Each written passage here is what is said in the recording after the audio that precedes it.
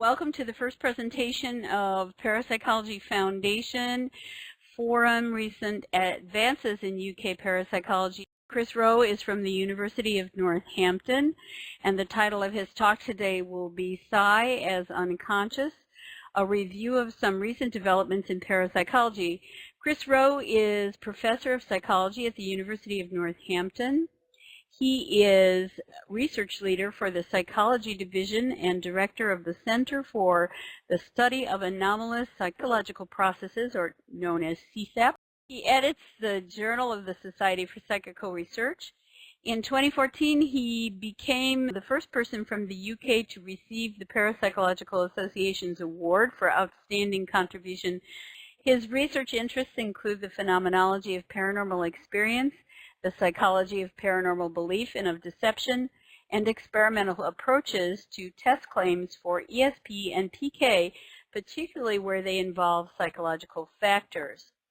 We are going to keep to a pretty strict schedule here. Chris has got about 30 minutes to give a talk, and then there's 15 minutes of looks like 16 minutes if I shut up quick for questions and answers, and then there'll be a 10-minute break between Chris's talk and the next one. So I'm going to get out of the way, Chris, and the floor is yours. Thank you very much, Nancy. I shall try to stick to time, but the trade-off is to speak too quickly for anybody to understand anything I'm saying. So we'll try and find some kind of nice compromise or balance between those two. Do please tell me if I run over by much too much. And personally, I'd like to thank Lizette and the Parapsychology Foundation for inviting a group of us over from the University of Northampton to give these talks to you today and tell you a little bit about the kinds of research that we've been up to. The library here at Greenport is absolutely fabulous, and we've had a very exciting few days discovering all sorts of rare treasures that we're not able to get by other means. And the guys, while I'm talking to you now, are busy photocopying and writing summaries of various things. As Nancy said, I'm director of CSAP, which the long name is the Center for the Study of Anomalous Psychological Processes, but now on it will just be CSAP. And that is a research center that was founded at the University of Northampton and is recognized by the university. That was founded in 2000, and it's devoted to research in the areas of anomalous experience, so from transpersonal psychology at one end all the way through to fairly hard-nosed experimental parapsychology on the other. The focus is very much on people's experiences and attempts to understand those. It's very much open to the idea that some experiences are explicable in, quote, normal terms, quote, but is very much open to the idea that we may need new hypotheses and new phenomena in order to account for some of those experiences.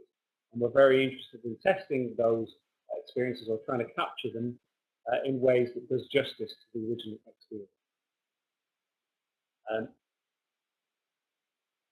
What we're going to try and do across the talks that we're giving you today is give you just a flavour of some of the research that we're conducting and hope that in some ways that's reflective of trends more generally across the UK and in parapsychology across the world.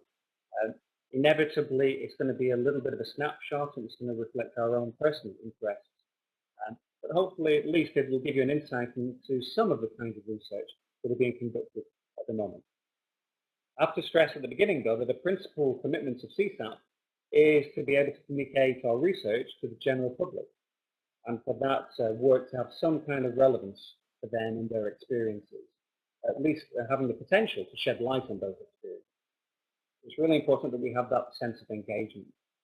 For example, when we talk to people about research in parapsychology, very commonly, the kind of vision they have of what goes on is still wedded to the 1920s and 30s developments of J.B. Rhine, the card-guessing studies that were conducted back in the day. So it's important to explain to people that that isn't particularly typical of the kind of research that goes on in parapsychology, because although it's very attractive in terms of investing particular kinds of control over the situation, so we get clarity when it comes to the outcome, and the outcomes themselves are amenable to statistical analysis. It makes them easier to evaluate. Nevertheless, it lacks rather in ecological validity. seems to have very little to say to those original experiences that we were trying to account for. Through the 60s and 70s in particular, people have explored the importance of altered states of consciousness. And the suggestion seems to be here that there's something that's inhibitory about simply asking people to be psychic, as if it's some kind of manageable function in that way, and that in fact there may be conducive states of consciousness that facilitate psych. And what might be an assumption of that kind of shift towards altered states of consciousness? So here we have a sleep laboratory, and you'll hear more about sleep work from David and Cal a little bit later, through to a technique called the Ganzfeld that I would love to tell you about, but we just don't have time. But if you have any questions, please do ask later. And through things like meditational practices that seem to result in, at times, siddhis or paranormal type experiences as a byproduct. One of the assumptions about the tendency for psi experiences to occur in altered states is that in some way it reflects a relationship between what's conscious and what's unconscious. And that these states of consciousness allow a more fluid flow of information from what is ordinarily unconscious to the conscious state. So that asking people to be psychic may not be a great idea, and to misunderstand the nature of the phenomenon. I'll click on the next slide. This is kind of captured this kind of suspicion, the growing suspicion, that maybe we've got it wrong when we're asking people to be psychic in our laboratories. Here's a picture of Richard Broughton, a colleague of ours at the University of Northampton for some years, and towards the end of his book, Parapsychology, the Controversial Science, he says, it is entirely possible that the sort of psi ability that's traditionally attracted the attention of parapsychologists may be aberrations, completely unlike normal psi. Maybe, in fact, normal psi acts at some kind of unconscious level. To illustrate what we mean, here's Stuart Wilson, a picture taken from a BL conference in Portugal, and he described a case that was originally reported in the 80s, in which all 15 members of the choir of the church in Beatrice, Nebraska, who were due at choir practice at 7:20 p.m., were late the evening of March 1st, 1950. The minister and his wife and daughter had one reason. His wife was late to iron the daughter's dress. One girl waited to finish a geometry problem. Another couldn't start her car. Two lingered to hear the end of an especially exciting radio program. One mother and daughter were late because the mother had to call the daughter twice to wake up from the nap, and so on. I love this account because it's so quaint, given today's interest. People were engaged in these kinds of activities. But it was rather fortunate that they were all otherwise engaged, because if they had arrived on time, they would have been involved in the church exploding, and they were likely to have perished. So there's a sense here that for psi to be effective, it need not be conscious. It need only direct our behavior in subtle ways, or direct our decision making in ways that allows us to avoid negative consequences and perhaps to cultivate positive consequences. Other examples that we maybe don't have too much time for, that maybe suggest that at least at times, psi may be unconscious, and from Louisa Ryan's original spontaneous case collection, where she had a class of experiences which didn't have a cognitive component at all.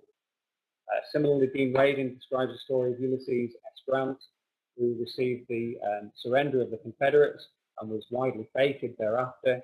He was invited to attend the theatre with the president. It was a very honorific kind of event. But on the day of the event, his wife became increasingly distressed, very uneasy, with no real sense of what was the matter, but she became quite upset. Her attention focused particularly on her children, who were at home some distance away, and she felt sure that something was wrong at home. And she insisted, despite the deep social embarrassment, that they actually stood up to the president and went home to check on the children.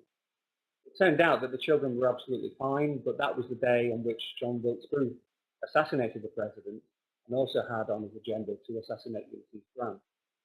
This again is a case in which something which is rather vague and unspecified doesn't lead to very vivid cognition, nevertheless has a desired effect. It ensures the survival of an important loved one. W.E. Cox describes a lovely study in which he reviewed data for a number of train journeys, some of which ended in accidents, that included fatalities, and found that there were significant differences in the number of passengers and days on which a train subsequently was involved in an accident and days on which it was not, in a way that seemed rather peculiar. They controlled for various factors such as weather conditions and public holidays and so on, and so that the only key variable he could identify that differentiated them was the imminence of danger. And it may be again that people might skip that train because they're not feeling particularly well, or perhaps they would rather have a lie-in and catch a later train and so on and so forth, and never really get a sense that something psychic is actually happening. But nevertheless, that information that's entered their cognitive system, that's able to influence their behavior and decision making, has had desirable effects. This kind of suspicion is best captured by Rex Stanford's psi-mediated instrumental response model, which sounds rather complicated, but if we unpack it, it actually becomes quite reasonable and intuitive. Stanford is suggesting that basically we have instrumental responses. That is, that our behavior has outcomes, and those outcomes can be positive. They're instrumental, they have some benefit for the organism. And these decisions, these responses, are psi-mediated. So, along with all the other sources of information that we have and all the inferences we might make using our logical mind, we also have a source of information that might be psi-based, and that also feeds into that pot, into that mixture, and helps sway our decisions one way or another. Such that essentially psi, in its evolutionary sense, is goal-oriented. It responds to the basic needs and environmental threats and opportunities that we find ourselves surrounded by, and it directs our behavior in ways that would be similar to the ways in which our behavior would be directed if we had ordinary conscious knowledge of those threats. So if we're out hunting in the outback and there's a predator that's looking to take us as a meal, if we were consciously aware of that predator, then we would take a different path. Maybe Stanford is suggesting that similar things happen when we're not consciously aware that the predator is there, and that just by happenstance we seem to make some desirable or correct choices and take the alternative. Well, if psi were indeed essentially unconscious, how on earth can we test for it, since we can no longer simply ask people to be psychic? Well, in my view, there are two threads or strands of research that are current in parapsychology that speak to this assumption that psi may be essentially unconscious, that we may have no conscious awareness of having received any information by non-ordinary means. For example, we might find that psi produces physiological responses in participants that are a reaction to hidden stimuli that would normally provoke a fight or flight reaction, such as an encounter with a predator, for example, that would immediately cause our heart to race, blood flow to increase, the muscles, so that we're ready to run away as quickly as possible. Those kinds of things we might expect also to occur, even if we have no conscious awareness of some kind of environmental threat. We'll see how that might be done without having to bring predators to the laboratory. But also we might find that if we give people situations in which they have to rather flexibly generate behaviors or make decisions, we might find that that behavior or those decisions is also moderated by sources of psi information, if that might lead to benefits or punishment. Those are the key things. So what I want to do is spend the rest of my time just introducing you to some paradigms, some experimental methods that work in those particular ways, that look at physiological response and look at behavior. See how much of that we can fit in for the next 20 minutes. If we're interested in physiological change, the standard way in which we might measure that is by measuring people's electrodermal activity. This is our sense of arousal or anxiety, and the simplest way in which that might be measured, I'll show you with my pointer, get a bit high-tech here so it's all going to go wrong, is that we might attach two sensors to the surface of the skin, perhaps here, and maybe another finger, it may be immediate fingers or more separated, and we would pass a very mild electric current over the surface of the skin. Now, the degree to which a current can pass, the resistance that it faces, depends on how much we're sweating at that particular point, and the degree of perspiration is something which is rapidly fluctuating, rapidly changing, and is a fairly accurate marker of the person's overall arousal level. We might expect to see, here's Mark sitting in a chair looking at a display, holding one hand very still, because that's the one that includes the sensors, and the computer is recording his EDA, his arousal level, over time. Once we've got that set up, then we can present Mark with stimuli that we might expect to elicit an arousal response. For example, over here, we sit knocked down. We show them a picture which actually turns out to be rather benign. So this isn't a picture, it's just a three-lined avenue. You wouldn't expect it to have any kind of strong reaction. We see the EVA. This dotted line here is the point at which Mark is exposed to the picture. And we see that beforehand he's a little bit unsure about what might happen next. But when he's exposed to the picture, we see that he continues on the general tendency in these experiments for people's arousal levels to decline over time. In contrast, on other trials, you might find Mark presented with an arousing picture. In this case, maybe Mark is spider-phobic, and we present him with his permission in advance, with full consent. We show him a picture of a spider, and on this occasion, we might expect quite a different response.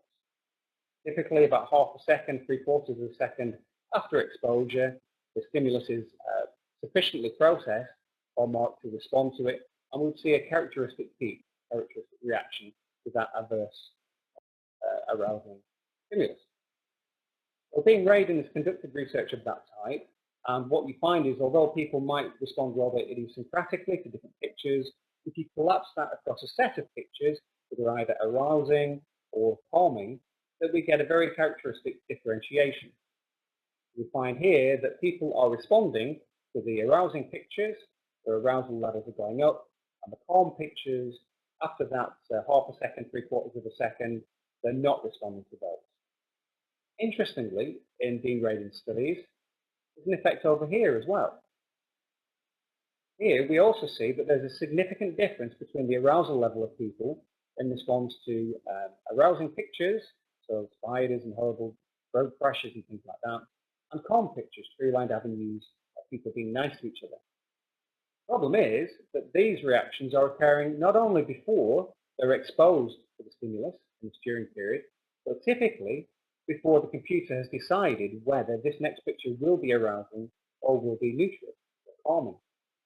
This can only really be explained in terms of a precognitive effect, that people are preparing themselves, they're bracing themselves for what lies in their future. They have some awareness of that future and they're steeling themselves for that in advance.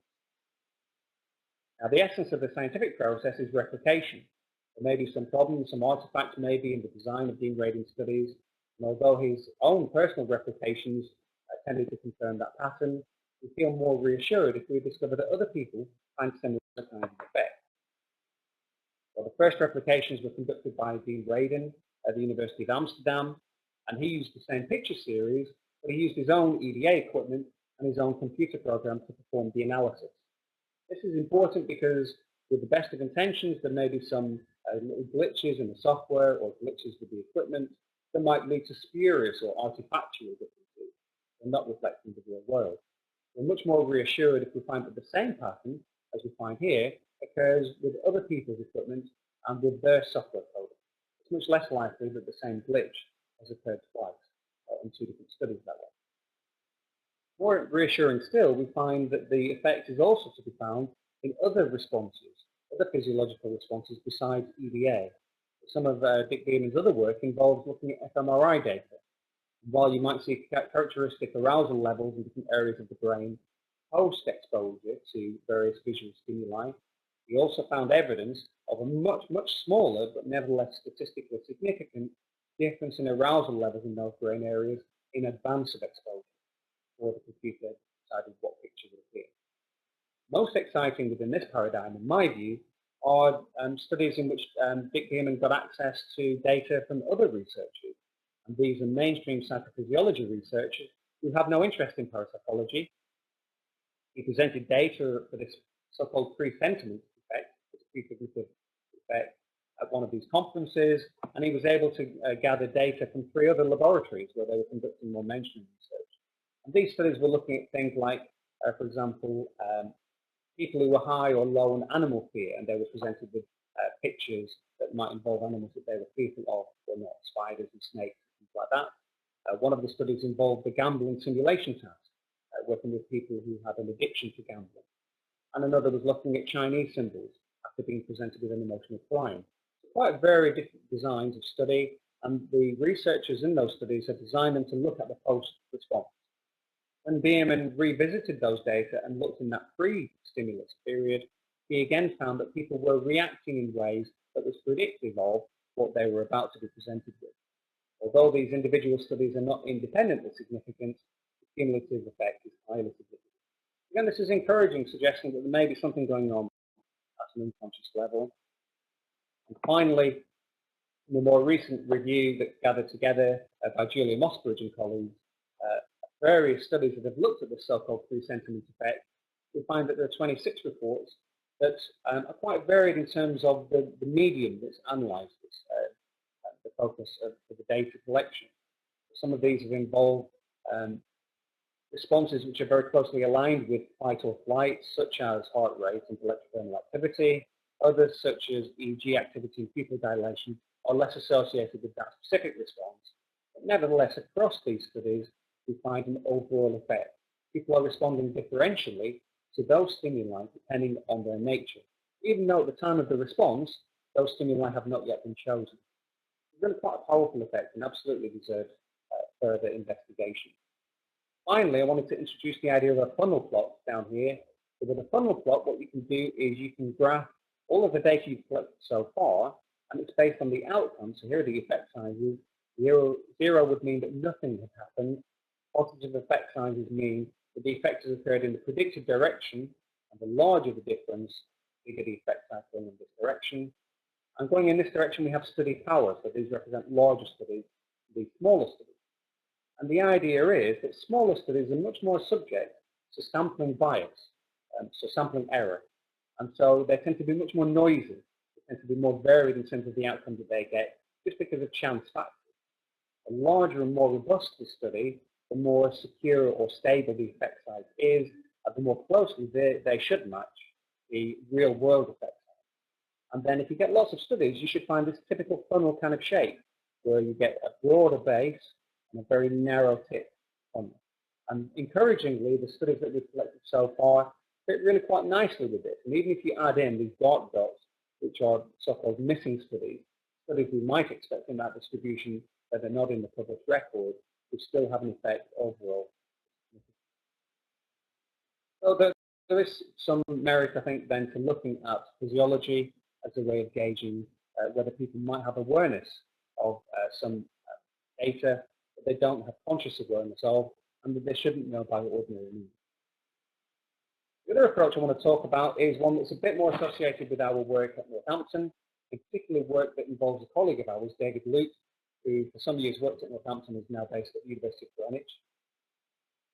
David's approach also appealed to us because it's consistent with Rex Stanford's PMIR model, and so the notion of an evolutionary basis for psi to be developed and for it to confer some kind of evolutionary advantage, to confer rewards or to avoid punishments, ultimately to ensure greater chances of survival than otherwise.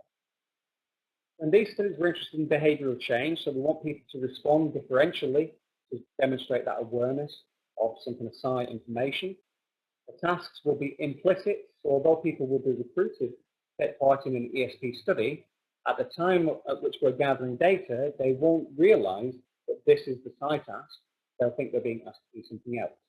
So in the paradigm that we've been using, we recruit people to take part in an ESP task, and we say, before we actually begin with the ESP trials, we need to just get a sense of your aesthetic preferences. Because we're going to be using these abstract images here as targets, we need to know whether you actually have a leaning to prefer some types over others, some colours, some arrangements of elements, and so on. What we'd like you to do is to just have a look at some of these trials first of all, and without trying to use ESP or anything, just tell us which of these images do you like best. Now, these have actually been matched. These are abstract images based on Mandelbrot sets, quite attractive. And people vary in which images they like the best. I tried this with the Northampton group, and we ended up picking different ones across the group of us. So they're fairly well balanced. Unbeknown to the participants, although they're just picking the one they like the best, after they've made their choice, the computer actually randomly chooses one of the four to be their precognition target for that trial. And it matches up the target with their preference to see if they match. And if they match, that's designated a hit. And if they don't match, it's designated a miss. If we do a collection of these trials, then we might expect that if nothing's going on, if there's no tendency for people to match up, then they should only be right 25% of the time. There's a 1 in 4 chance that they'll pick the right one just by chance. So we can see whether they're actually performing better than chance level. In these studies then, the baseline is, okay, we give somebody 10 such trials, and if their hit rate, if they have a hit more often than 2.5 times out of those 10 trials, then they've been successful. They get to avoid the punishment. And if they choose fewer than 2.5 targets correctly, then they have to be punished. That's horrible as it sounds. The kind of rewards and punishments we've used are things like this. So the next stage will be that they'll be presented with the task, and they'll be asked to look at cartoon images and simply choose which of these cartoon images they find them more humorous. They'll be given a collection of these. This is a bit of a double-edged sword. These are Gary Larson cartoons, and quite a lot of the time people don't understand the joke. But nevertheless, it's quite attractive, and people typically rate this as a very pleasant task. They typically get to do this for longer, the better they've done on that precognition task. However, if they haven't done very well on the precognition task, they get a punishment. And apologies to cognitive psychologists out there, but we give them a very dull cognitive psychology task. We get them to watch the computer screen as it presents, spaced out about half a second or so, at random digits, and they simply have to monitor whether the digits represent a sequence of odd or even numbers. Every time there's a sequence of 3 odd numbers or a sequence of 3 even numbers, they simply press a space bar to recognize that they've been paying attention, they've noticed that. But we don't actually record any of those data, and we tell people about that afterwards, which they're discussed. But we explain to them what this task is about. This is providing them with a punishment. And when we ask them how they rate the task, they say that they didn't enjoy it and they're quite glad that it's over. It seems to be effective. It has validity. So what do we find in these studies? Well, in David's original study, he found that on average, among his 100 participants, their hit rate wasn't 2.5, but was actually 2.78, which just tipped into significance in a 2-tailed test. Now, that doesn't sound like a massive effect. People are not suddenly picking the target correctly 9 or 10 times out of 10. But remember, they only need to be right more often than that 2.5 midpoint in order to avoid the punishment and get into the rewarding condition. And so it may be that a minimal effort practice is what's taking place here. We found this quite intriguing, so we worked with David after that on a couple of replications. And again, in our studies, participants were doing better than 2.5. They were tending to avoid the punishment, tending to get to experience the reward instead. And for both of those studies were independently significant. And in the final replication that wasn't significant, the vote was in the right direction, slightly lower power than the initial study. We're seeing similar effects. And when we look at the cumulative effect across all 4 of those studies, we see that it looks as if people are doing better than chance. They are avoiding the punishment and getting the reward.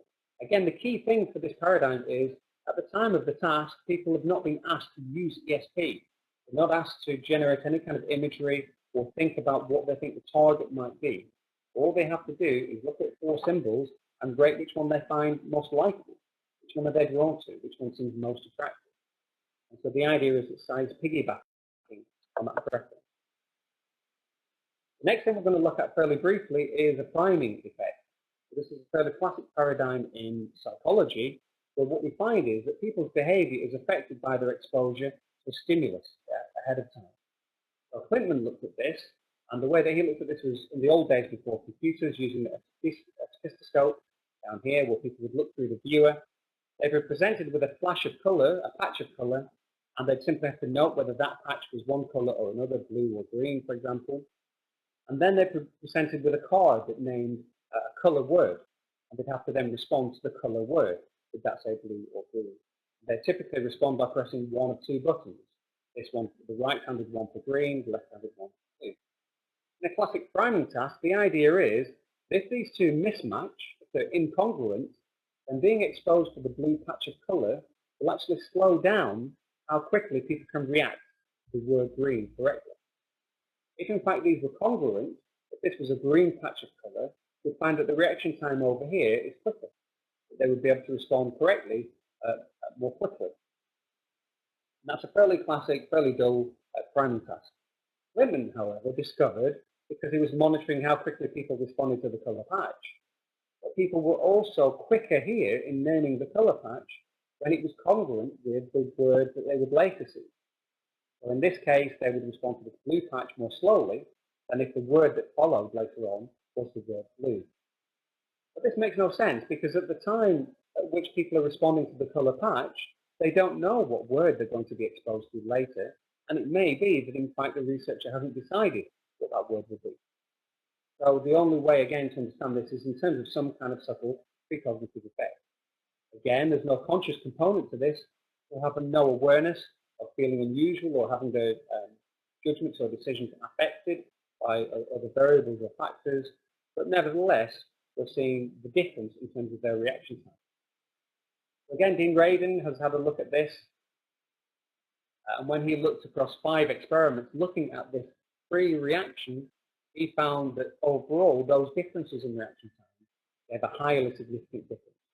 People are responding differently in ways that don't make sense. They're responding to information that only lies in their future.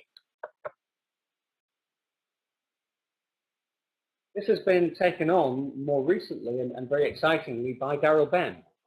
Daryl Bem is a very well-known social psychologist who basically was seeking a holy grail for parapsychology.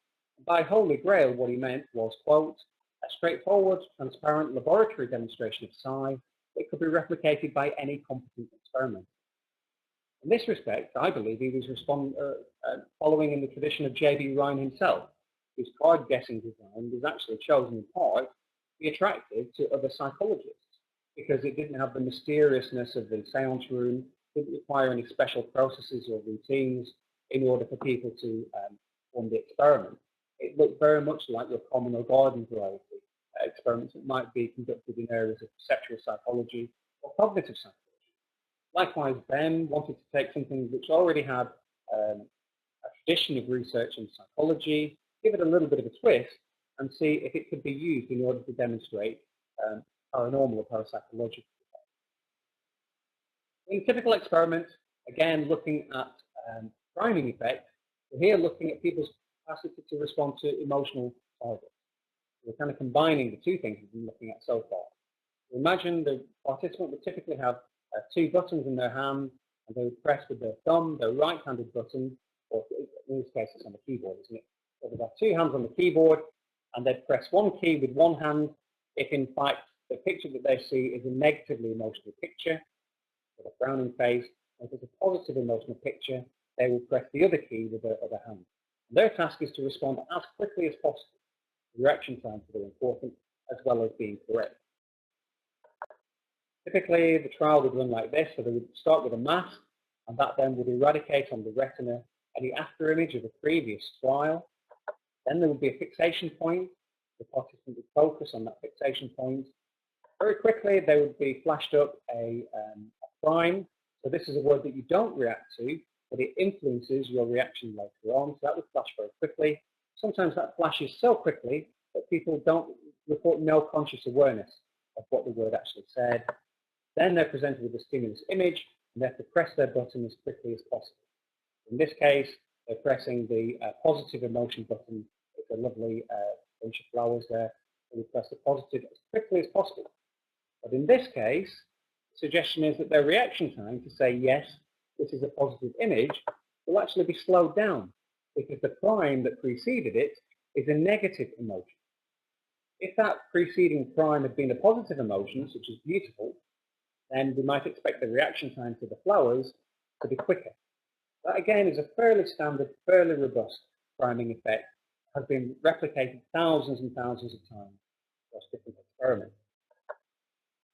In Ben's study, as well as having that kind of a trial, he also had backward priming trials, and these are precognition trials.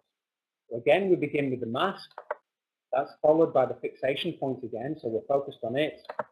The picture flashes up, and we have to react as quickly as possible. This now is a negative picture, so we press the negative button as quickly as we can. And once we've given our reaction time, we're presented with a prime. It flashes up again, maybe at a level that's below conscious awareness, but also too late to have any effect on our reaction time because we've already reacted.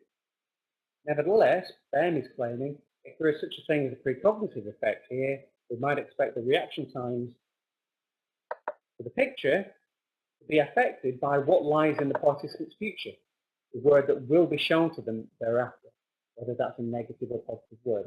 Again, in the tradition of the Clintman work and the Reagan work. And this is exactly what Ben found. In the studies that he reported in the Journal of Personality and Social Psychology, across 2 studies, he found that kind of pattern. That people were responding significantly more quickly when the prime and the picture were congruent, when they shared the same kind of emotion, whether that were positive or negative, compared with when they were incongruent, when they mismatched. Even though the prime is presented to the participant much too late to have an effect by conventional means, because after they've given their reaction, or the head scratching. It's not quite as head scratching as one of the other designs of study that have been included in that paper, where he looked at the retroactive facilitation of recall. In this study, he looked at fairly standard mnemonic techniques for improving people's memories. There's a lot of psychological research where people were presented with a random list of words and they're asked to memorize as many of those words as they can, and certain techniques help people to memorize that random list. But in Ben's study, he would present people with a word list and they would flash on screen, be very quickly replaced by the next word, and so on. And the participant knows this is a recall task. They have to sit and try and remember as many of these words as they can. They start off in good faith, but there are 48 words that appear one after another. And after a time, it becomes rather confusing and we can't remember what's just gone, and it becomes very difficult to keep an ongoing record of what those words actually were. After they've all been presented, the participants are given a recall task. So there's a slight delay, and then they have to simply respond with as many of those words as they can remember as quickly as they can, in any order, it doesn't matter. So they simply type out as many of the words as they can, they enter them in the various boxes here, and then they're finished. Now, much too late to help, they're then given an opportunity to practice some of those words to help with their recall. And they use some standard mnemonic techniques, such as, for example, looking at how they might be thematically related. So across those 48 words that they were exposed to, 24 are randomly selected, and they get to work with those and see what they have in common to process them a little bit more deeply. So for example, some of the words are foodstuffs. We have to identify which of the words relate to food. Some of the other categories are things like occupations, types of animal, and so on, clothing. And then people get to work with that material, and that in more ordinary circumstances would help us if the memory test is in our future. And we get other ways of practicing, we get to type them out and so on. All of this is a waste of time. This should have come before the memory test. That's when it would have been beneficial. Occurring after the memory test, it all should be a waste of time. Nevertheless, what Ben found across 2 independent studies was that there was a difference. Those words that people had a chance later to practice were better remembered than those words that they didn't have a chance to practice. Those words are randomly selected and counterbalanced. The different individuals got a chance to practice different words, so there isn't something inherent in those words that makes them more memorable. These are the kinds of powerful effects that people are noting, but again suggest that maybe an awareness of our future might affect our behavior in rather subtle ways, implicit ways that we have no conscious awareness of. Ben had a variety of studies that he presented on a single paper. This caused quite a furore, as you might imagine. Initial attempts to replicate these effects were not particularly successful, and Galak and colleagues reported on those. There's a number of studies. There's a lovely forest plot here that illustrates those original studies. That's the null value down the middle when nothing is going on. The little circles there represent the size of the study. So the larger the circle, the bigger the sample, and the more robust we hope the outcome should be, the more it should reflect the real world effect size. Some tiny circles have a lot of variability associated with them. But those are the confidence intervals. That's the average that we get from the study. The real world average, we imagine, is somewhere along that continuum. It varies quite a lot.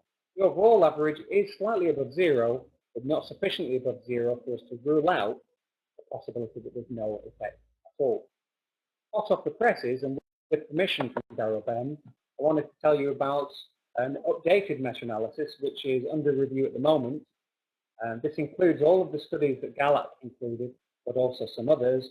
And reassuringly, it looks as if in these later replications, we're again getting an effect. It's not an enormous effect, quite a subtle effect, but it's highly significant. And again, it suggests that people are doing better than they should be, just by chance. They seem to be showing an awareness of something that lies in their future, and that's affecting their behavior, be that in terms of their reaction times or in terms of their ability to recall material. Where does that leave us? Finish up, and to hopefully leave some time for questions.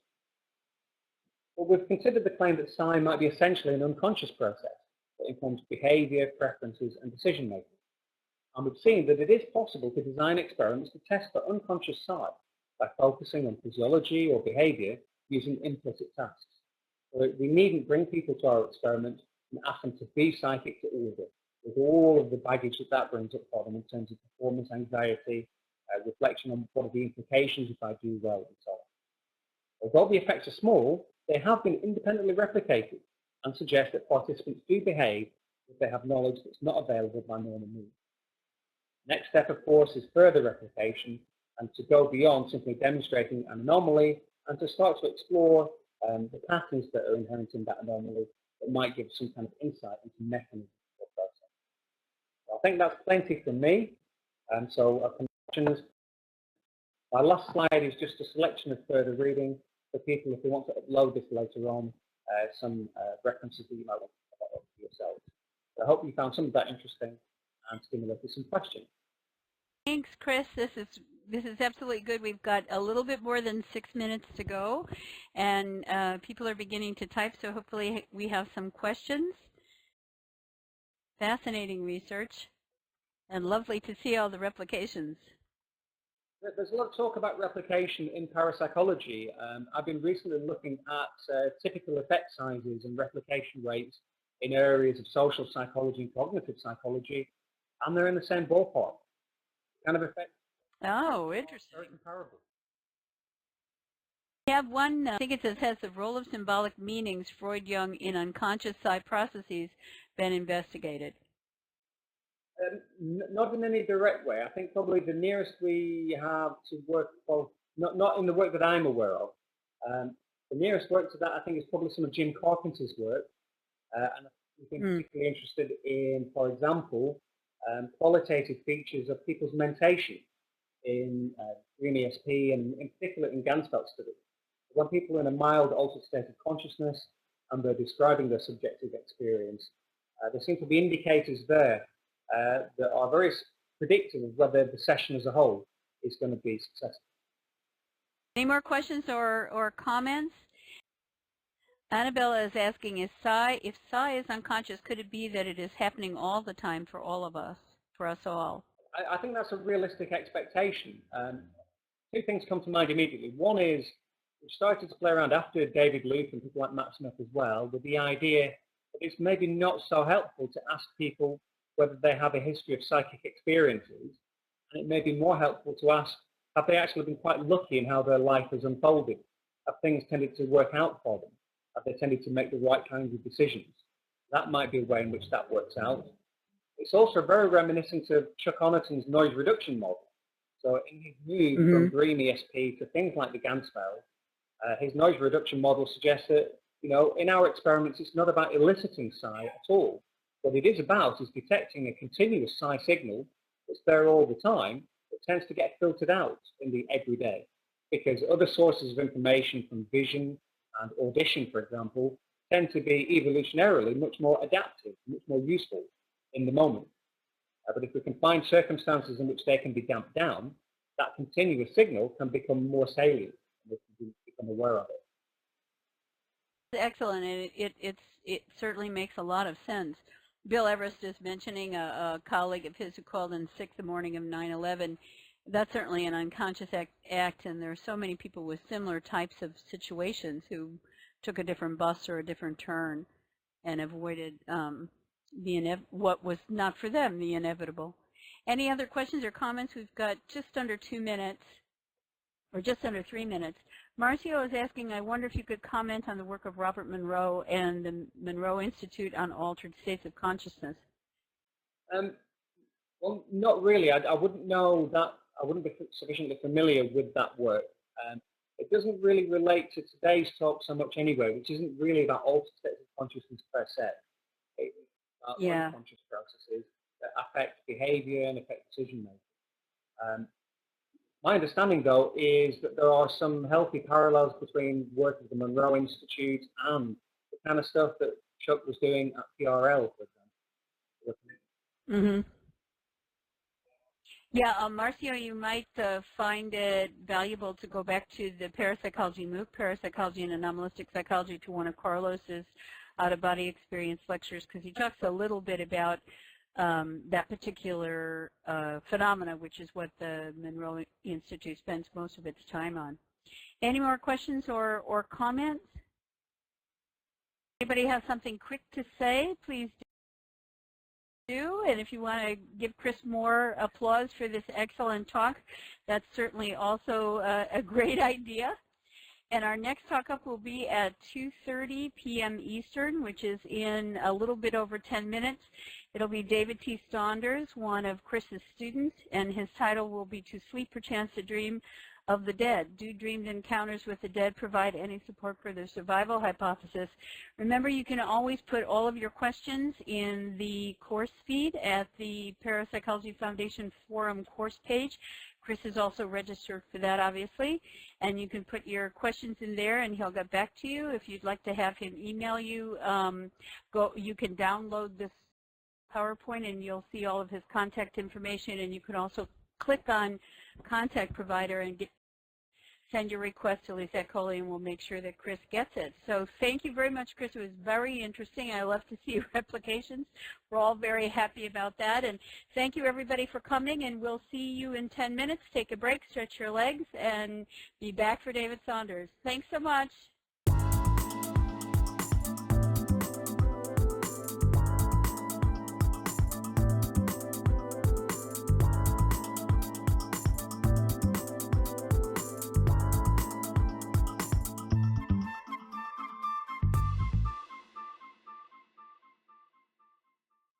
Hi there, I'm Lisette Coley. I'm president of Parapsychology Foundation, so welcome to our YouTube channel. We have lots to look at, so please check out our videos. Don't forget to subscribe. Thank you.